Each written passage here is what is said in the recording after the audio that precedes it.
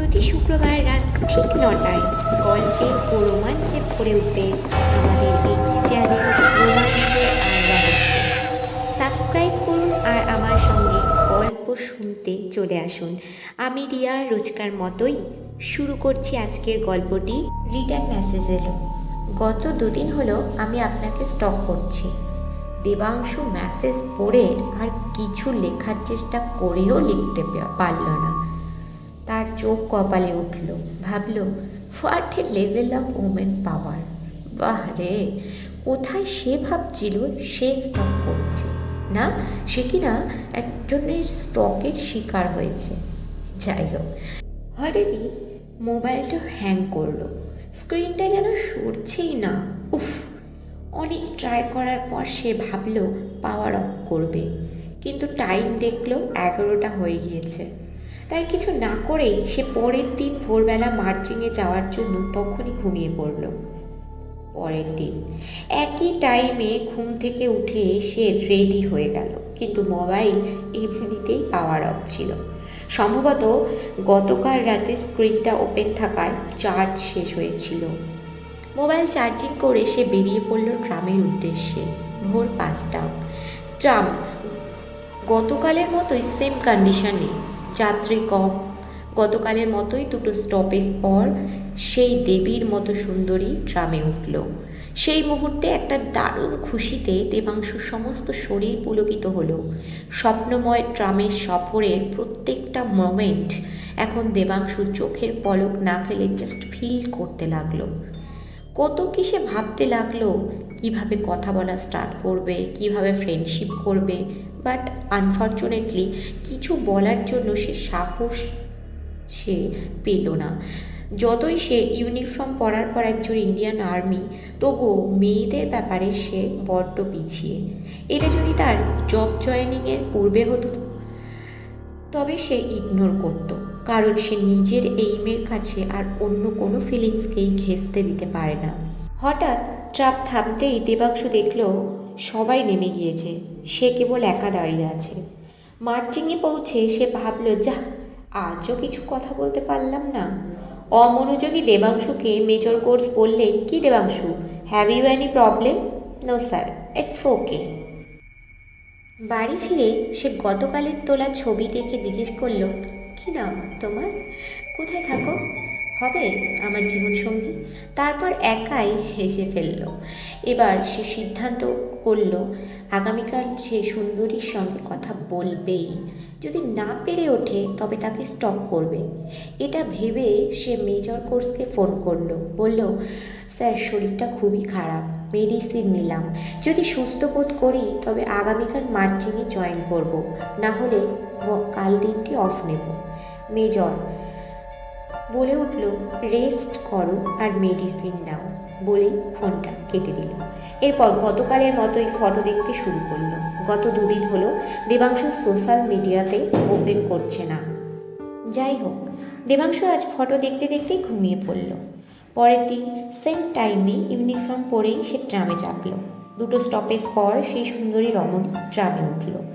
দেবাংশু আজ সিটে না বসে দাঁড়িয়েছিল, মনে মনে এক্সপেক্ট করছিল মেয়েটি যেখানে বসবে তার পাশে গিয়ে বসবে।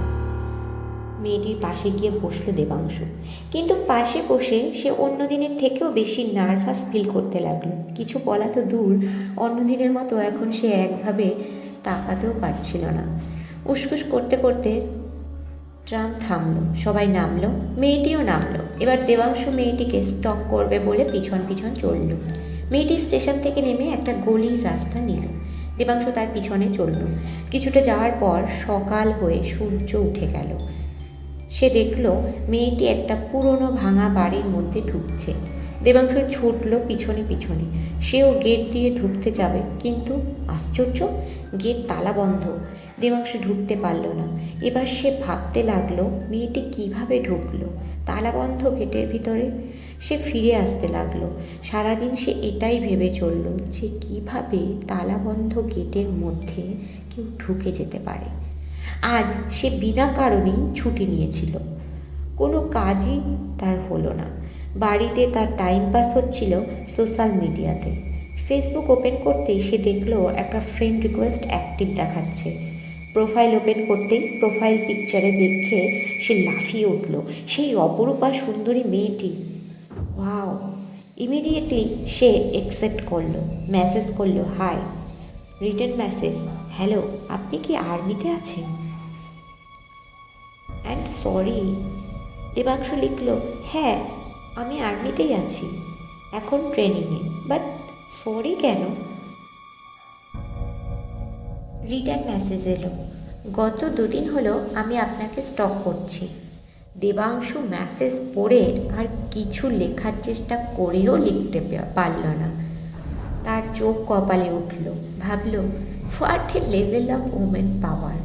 বাহ রে, কোথায় সে ভাবছিল সে স্টক করছে, না সে কিনা একজনের স্টকের শিকার হয়েছে। যাই হোক, মেসেজ করলো আমি দেবাংশু, বালিগঞ্জ আমার হোম টাউন। আর আপনি? রিটার্ন মেসেজ আমি ঈশানী, আমি একজন সোশ্যাল ওয়ার্কার। দেবাংশু লিখল ওকে ম্যাডাম, এবার বলুন তো কেন আমাকে স্টক করেছিলেন গত 2 দিন? মেসেজ রিটার্ন এলো, আর্মি ম্যান আমার পছন্দ আর প্রয়োজন, তাই প্রেম করব। এটা দেখে দেবাংশুর হৃৎপিণ্ডটাকে কেউ যেন ধাক্কা দিল, এমন হার্টবিট তার বেড়ে গেল। মেসেজ এলো, প্রেম করব বলে কি আর স্টক করেছি? আপনার সঙ্গে খুবই দরকার। আপনার মনে থাকবে নিশ্চয়ই, আজ আপনি আমার পিছু নিয়ে যে বাড়িটাতে গিয়েছিলেন ওখানে আপনাকে যেতে হবে আগামীকাল। আমি ওখানেই থাকবো, তারপর বলবো কোন দরকারে আমি আপনাকে প্রয়োজন মনে করছি। দেবাংশু বলল ওকে ম্যাডাম, আমি যাব।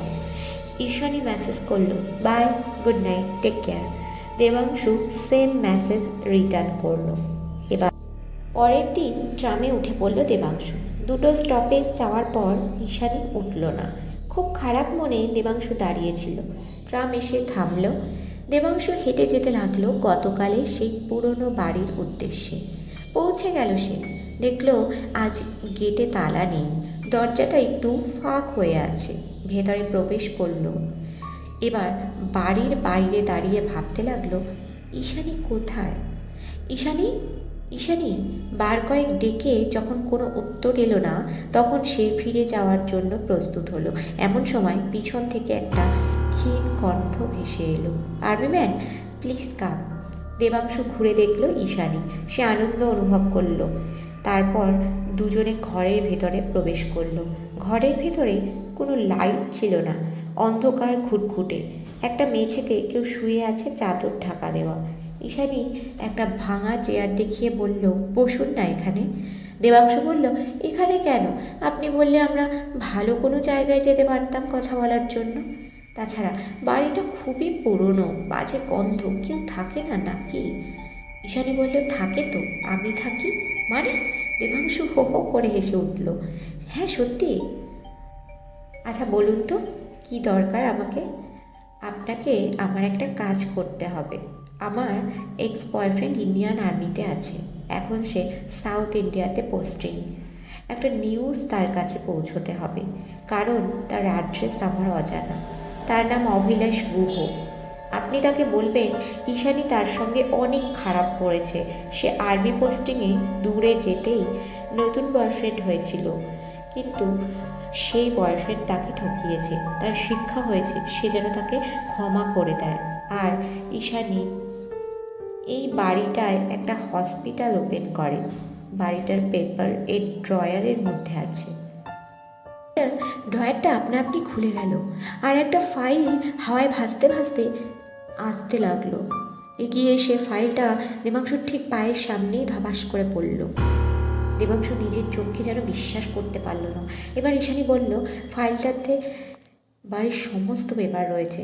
সোশ্যাল ওয়ার্কার ছিলাম কি না, একটা টাইম ছিল, তাই লাস্ট টাইমে হসপিটালটা একটা হলে আমি একটা বিগ রিলিফ পাবো। দেবাংশু বলল বাট আপনি কোথাও চলে যাবেন না কি ভাবছেন? এই বাড়ি ছাড়া আর অন্য কোথাও কি আপনার অন্য কোনো বাড়ি আছে? মানে আমি কিছু বুঝতে পারছি না, আপনার পরিবারের লোকজন কোথায়? ঈশানী বলল আর একটা কাজ করবেন প্লিজ, আপনি যাওয়ার সময় মেঝেতে কাপড়ে ঢাকা ওই লাশটার একটা সৎকার করে দেবেন প্লিজ। মানে লাশ? কোথায়? থতমত খেয়ে দেবাংশু ঠান্ডা শরীরে বললেন, কি বলছেন? জি হ্যাঁ দেবাংশুবাবু, আমি ঈশানী। আমি আজ থেকে 5 বছর পূর্বে যখন অভিলাষ সাউথে ট্রান্সফার হয় তার 2 মাস পর মারা যায়। আমাকে খুন করা হয়, আমার সঙ্গে গ্যাংরেপ হয়। কোনো এভিডেন্স ছিল না। আমার এখানে কেউ নেই, আমি সম্পূর্ণ একা। শুধু অভিলাষই ছিল আমার শেষ সম্বল। আমার ভুলের জন্য আমি নিজে দায়ী। আমার ভুলে নতুন বয়ফ্রেন্ডের চক্রান্তের শিকার হই আমি। আমার এই বাড়িটায় ওই লাশটা আমার নিজের।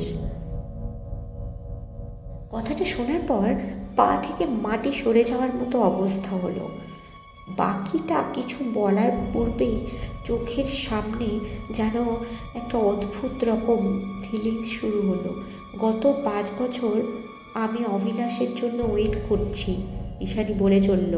গত 2 দিন আপনাকে দেখে আমি আপনাকে স্টক করছি, শুধুমাত্র একটি উদ্দেশ্যে, শুধুমাত্র আমার লক্ষ্য পূরণে। দেবাংশুর লাইফে ফার্স্ট টাইম কোনো মেয়ে নয়, আত্মার সঙ্গে মুখোমুখি হলো।